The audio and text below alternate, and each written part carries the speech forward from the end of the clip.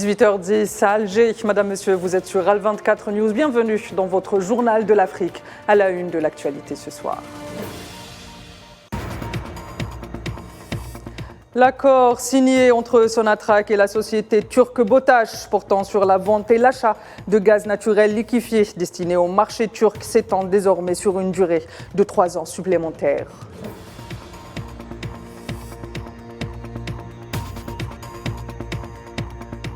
Fermeture de l'ambassade de l'entité sioniste à Pretoria. Les députés sud-africains réaffirment par cette motion rendue publique leur soutien à la Palestine occupée, en particulier à Gaza, qui subit un génocide depuis le 7 octobre dernier.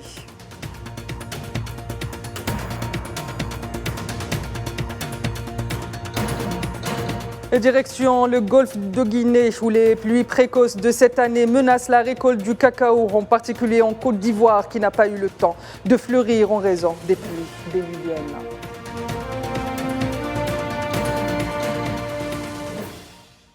Sur instruction du président algérien Abdelmadjid Tebboune, le ministre des Affaires étrangères et de la communauté nationale à l'étranger, Ahmed Altaf, est arrivé ce mercredi dans la ville d'Oyala, en République de Guinée équatoriale, en sa qualité de représentant du président au 5e sommet du groupe des 10 de l'Union africaine qui se tiendra le 24 novembre. Jeudi, Ahmed Altaf participera également à la réunion ministérielle des pays de ce groupe africain concerné par le dossier de la réforme du Conseil de sécurité, dans le cadre de la préparation des prochaines délibérations au niveau du sommet.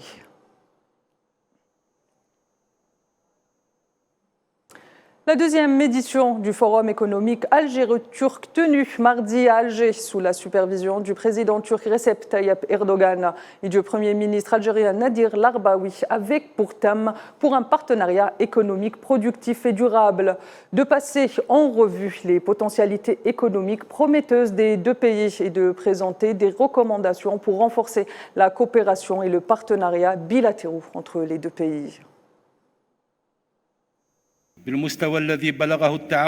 Les relations entre l'Algérie et la Turquie ont connu un saut qualitatif ces dernières années, particulièrement après les visites présidentielles respectives. Je ne manquerai pas à cette occasion de saluer fortement le niveau atteint par les deux pays en matière d'échanges économiques. Nous avons discuté dans nos entretiens des relations commerciales et économiques entre nos deux pays, tout comme nous sommes heureux des investissements algériens dans notre pays et nous allons poursuivre les facilitations nécessaires à nos frères algériens pour faire accroître leurs investissements en Turquie.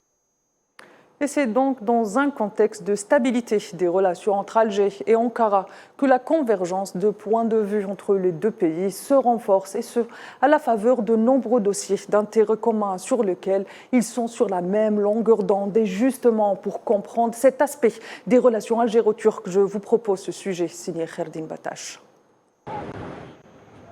La visite du président turc Recep Tayyip Erdogan en Algérie, une nouvelle fois couronnée de succès. Un succès largement dû à la vision commune qu'ont Alger et Ankara sur bon nombre de dossiers régionaux et internationaux, en sus des questions d'intérêt bilatéral. Actualité oblige, la Palestine et Gaza occupent tous les esprits. Abdelmadjid Tebboune et Recep Tayyip Erdogan ne mâchent pas leur mot à Alger.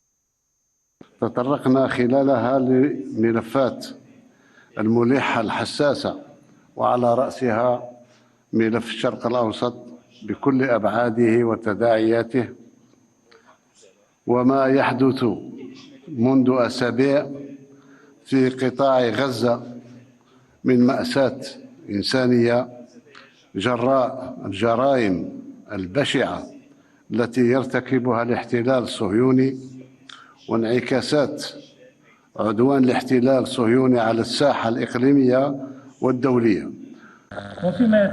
Nous apprécions la position sincère et vigoureuse de l'Algérie concernant la cause palestinienne. Nous apprécions vraiment la position algérienne et nous n'acceptons en aucun cas les attaques israéliennes qui se sont transformées en génocide. Cela représente des crimes de guerre.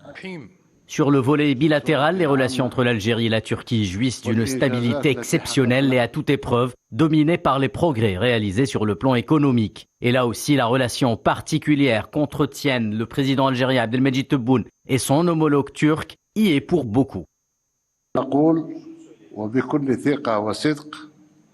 بأنها علاقات قوية وذات آفاق مفتوحة على المزيد من التعاون نظرا للإرادة السياسية الصادقة في الجزائر وتركيا. ولدينا ديناميكية في التعاون الاقتصادي والتبادل التجاري الذي شهد تطورا متزايدا في السنوات الأخيرة. D'une visite à l'autre, les liens qui unissent les deux pays et les deux peuples prennent du relief à l'aune des défis majeurs auxquels Alger et Ankara sont confrontés sur le plan géopolitique au niveau régional et international.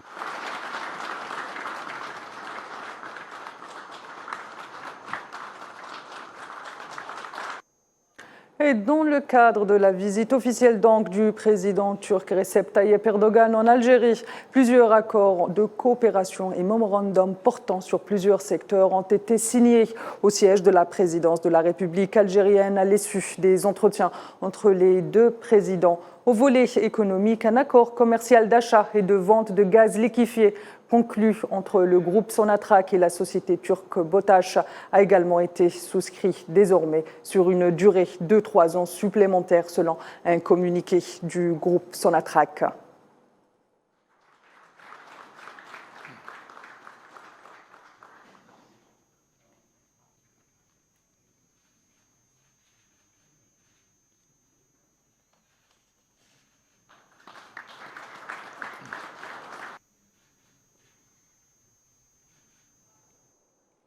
Et les appels à l'arrêt de la normalisation du Maroc avec l'entité sioniste ont dépassé les frontières du royaume pour atteindre le Hamas. Khaled Mash'al, membre du bureau politique du parti, a appelé le régime marocain, je cite, à rompre ses relations avec l'entité sioniste, à arrêter la normalisation et à expulser son représentant à Rabat et à tourner la page qui sort du contexte normal d'un pays respectable comme le Maroc. Avant d'ajouter l'arrêt de la normalisation et un des aspects les plus importants du soutien aux Palestiniens et qu'il s'agit d'un grand pas en avant, affirmant qu'il s'agit là d'une pression réelle sur l'entité sioniste et de ses alliés occidentaux. Khaled Mash'al s'exprimait à l'occasion d'un meeting organisé par le mouvement Unicité et Réforme auquel il a été invité à prendre part par visioconférence.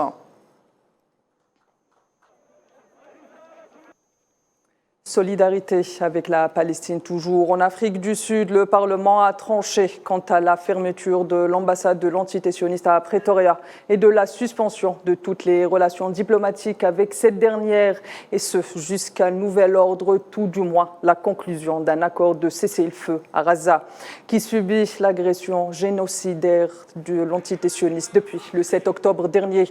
Dans une motion publique, les parlementaires ont écrit, je cite, « Le Parlement sud-africain appelle le gouvernement à fermer l'ambassade d'Israël en Afrique du Sud jusqu'à ce que cette dernière accepte un cessez-le-feu et s'engage à mener des négociations contraignantes facilitées par les Nations Unies dont le résultat doit être une paix juste et durable et permanente. » Pour rappel, cette motion a été présentée par le parti d'opposition Economic Freedom Fighters.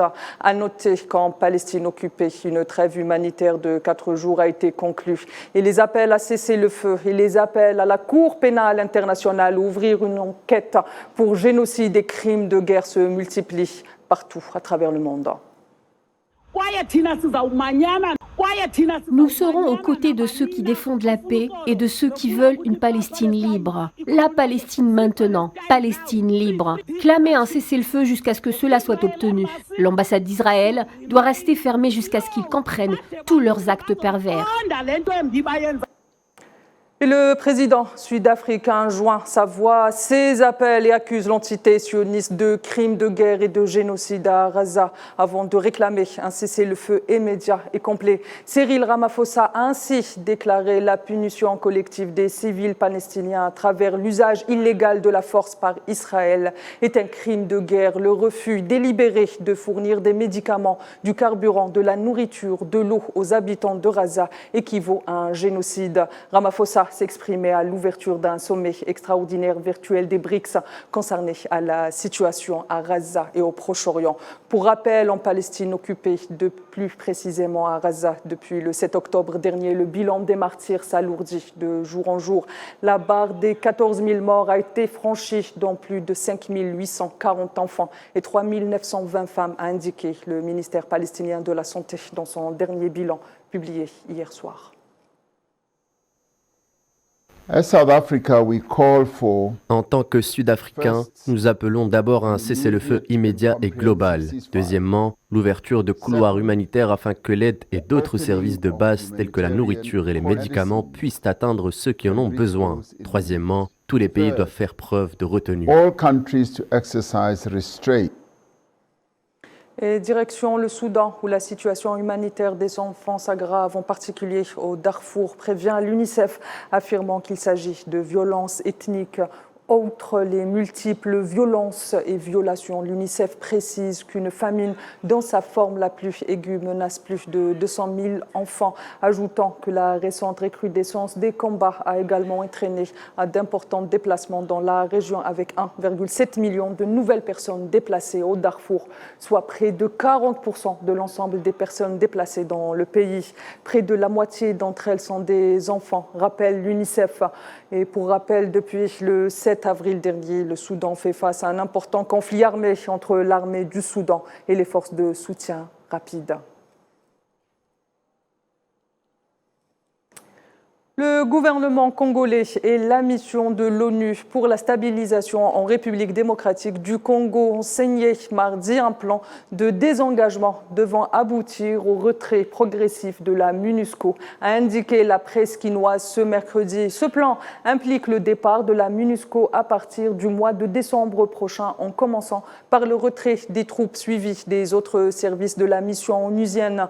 Pour rappel, la République démocratique du Congo avait saisi le Conseil de sécurité des Nations Unies pour solliciter ce départ anticipé de la mission, invoquant la nécessité d'une nouvelle approche face à la situation sécuritaire dans l'est du pays. En septembre dernier, les autorités congolaises avaient approuvé un plan de transition révisé de la mission pour accélérer le processus de son départ, tout en assurant une démarche qualifiée de progressive et responsable.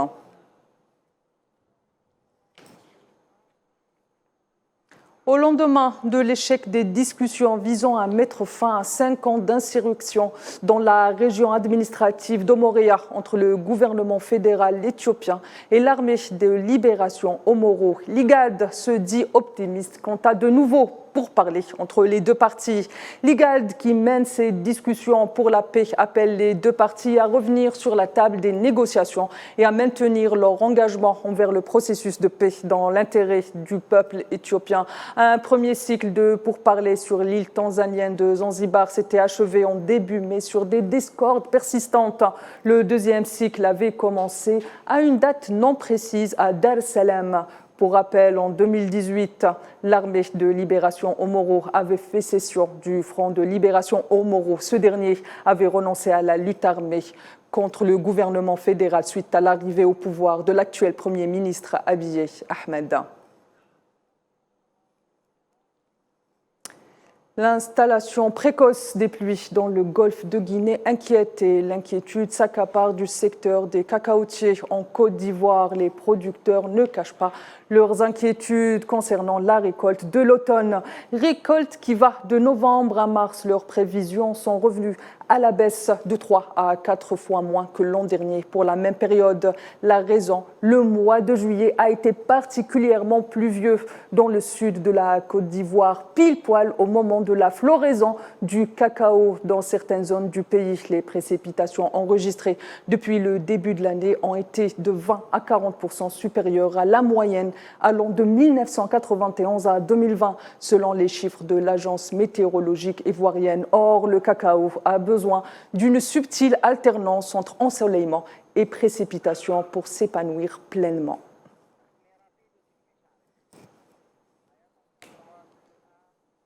Madame, Monsieur, c'est la fin de ce 24 heures Afrique. Je vous donne rendez-vous demain et d'ici là, prenez soin de vous.